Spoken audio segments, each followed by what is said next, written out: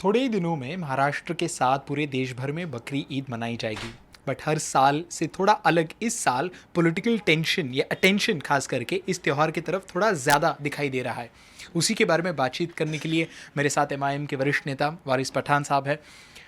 बरसों से मुंबई में खास करके बकरी ईद मनाई जाती है, बट ये पॉलिटिकल टॉपिक पहली बार बना है, ऐसा आपको लग रहा है? देखिए, बरसों से मुसलमान बकरीद बनाते आ रहे हैं। कायदे कानून का, सरकार की बनाई हुई गाइडलाइंस का पूरी तरह फॉलो करते हुए मुसलमान ईद बनाता आ रहा है। इस संविधान ने सबको अधिकार दिया, article 25 right to practice religion का, सब बनाते। मगर सरकार को बकरी ईद के पहले ही इस तरह की बातें सूझती है। मुझे बताओ ना, ये जो बोलते हैं गाय की मत करो, कौन कर रहा है गाय की? कोई नहीं कर रहा। जो इलीगल है इलीगल है, जो बैंड है बैंड है। हमारे काफ़ी मौलानाओं ने, काफ़ी हमारे स्कॉलर्स ने, मुस्लिम नेताओं ने तक कह दिया, मैं भी बोल रहा हूँ कि ये इशू है तो आप गाय को राष्ट्र पशु घोषित कर दो। बीजेपी को किसने रोका है? एक बार घोषित कर दो तो क्या होगा? ना बिकेगा, ना कटेगा, ना स्लॉटर होएगा, ना कोई खाएगा, ना बेचारा कोई गरीब मुसलमान का मॉब लिंचिंग हो जाएगा। गाय ये कथाकथित गौ रक्षक गुंडागिरी करके मार डालते मॉब लिंचिंग करके, वो भी बंद हो जाएगा। तमाम चीज़ का निपटारा हो जाएगा। और गोवा में क्या करेंगे? गोवा में गाय जमी। गोवा के मिनिस्टर ने तो कहा था अगर कम पड़ जाएगा गोश्त तो इंपोर्ट करेंगे। सब जगह लगा दो ना। और यकीन मानो आंकड़े, स्लॉटर हाउसेस मैक्सिमम जो है, बड़े बड़े जो एक्सपोर्टर है, अल कबीर वगैरह, सबके ओनर कौन है? नॉन मुस्लिम, बीजेपी से कनेक्शन वाले। बीजेपी को फंडिंग भी जाता है इलेक्शन में। बंद कर दो, उनका भी सबका कार्यक्रम बंद हो जाएगा। बात नंबर 2, आपने पेटा वगैरह की बात की, जो ऑब्जेक्शन अभी ले रहे हैं, जो उनको बकरीद के पहले सब याद आ गया। मैकडोनल्ड, बर्गर किंग, केएफसी कितने टनों के हिसाब से काट रहे हैं, बेच रहे, खा रहे लोग, उनके ऊपर क्यों नहीं बोलते? और मुसलमान की बकरीद पे क्यों याद आ जाता है? दूसरा आंकड़ा सुनो आप, पेटा इंडिया को जवाब।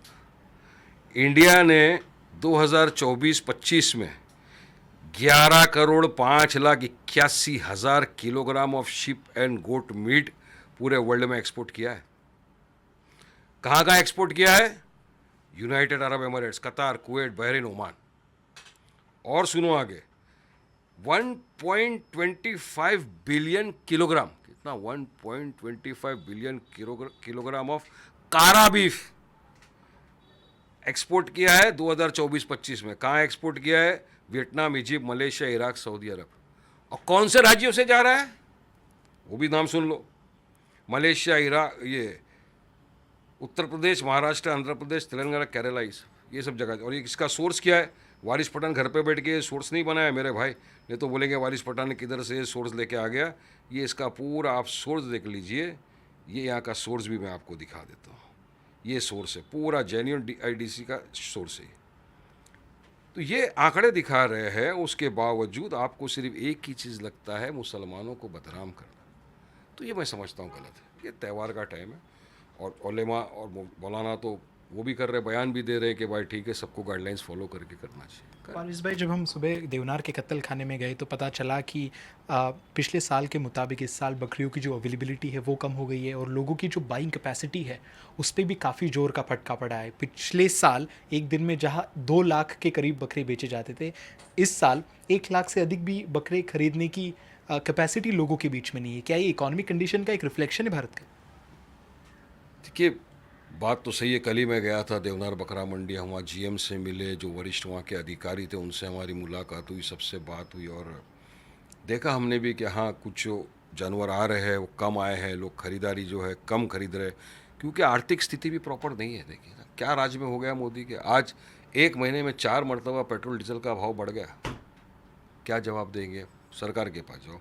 सरकार ध्यान भटकाने के लिए हर काम कर रही है। नीट की आज ही एक स्टूडेंट ने आत्महत्या कर ली, हमने अभी पढ़ा उसको। पहले भी स्टूडेंट आत्महत्या कर चुके हैं। मैं बोलूँगा ये आत्महत्या नहीं, कोल्ड ब्लडेड मर्डर है। सरकार की लापरवाही की वजह से नीट का ये हुआ सब, और 23 लाख बच्चों का भविष्य अंधकार में चला गया। आज सरकार से लोग सवाल करते हैं, मोदी जी ने बोला 1 साल सोना मत खरीदो, इंटरनेशनल ट्रिप मत मारो, डेस्टिनेशन वेडिंग मत करो, फ्यूल पे ध्यान दो, ज़्यादा मत यूज़ करो। खुद चले गए 5 राज्य की सैर करने, वहाँ मेलोडी खा रहे हैं, मेलोडी की एडवर्टाइजमेंट कर रहे हैं, मेलोडी खाओ खुश हो जाओ। हाँ, ये तमाम चीज़ों से पब्लिक का ध्यान भटका दिया। आज एक आम नागरिक की क्या हालत है हमको समझ में आ रहा है। तो कहाँ से बेचारा इतना बकरा खरीदेगा, कहाँ से लाएगा पैसा खरीदने के लिए?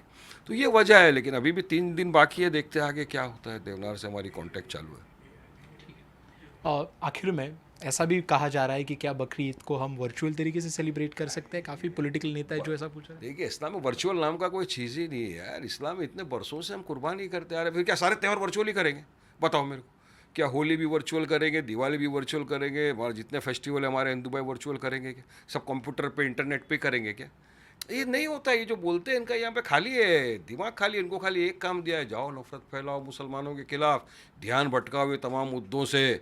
वरना मुद्दों का जवाब तो है नहीं अपने पास, इसलिए अब तुम ये मुद्दे लेके आ जाओ। अरे इनके ये फरमान जारी कर देने से क्या पेट्रोल डीजल का भाव कम हो गया? हाँ, क्या जो नीट का पेपर में जो बच्चे इतने परेशान थे उनकी परेशानी ख़त्म हो गई क्या? देश की आर्थिक स्थिति सुधर गई क्या? ये तो इस पे ध्यान देना चाहिए। तो तमाम चीज़ों से ध्यान भटका दिया मोदी सरकार ने, बीजेपी ने, और इस पे लेके आके चले गए। हमसे बात करने के लिए काफ़ी शुक्रिया। ये थे हमारे साथ एमआईएम के वरिष्ठ नेता वारिस पठान। मेरे सहयोगी राजेंद्र दयाकर के साथ मैं अनुज राय थी, एनडीटीवी इंडिया के लिए मुंबई से।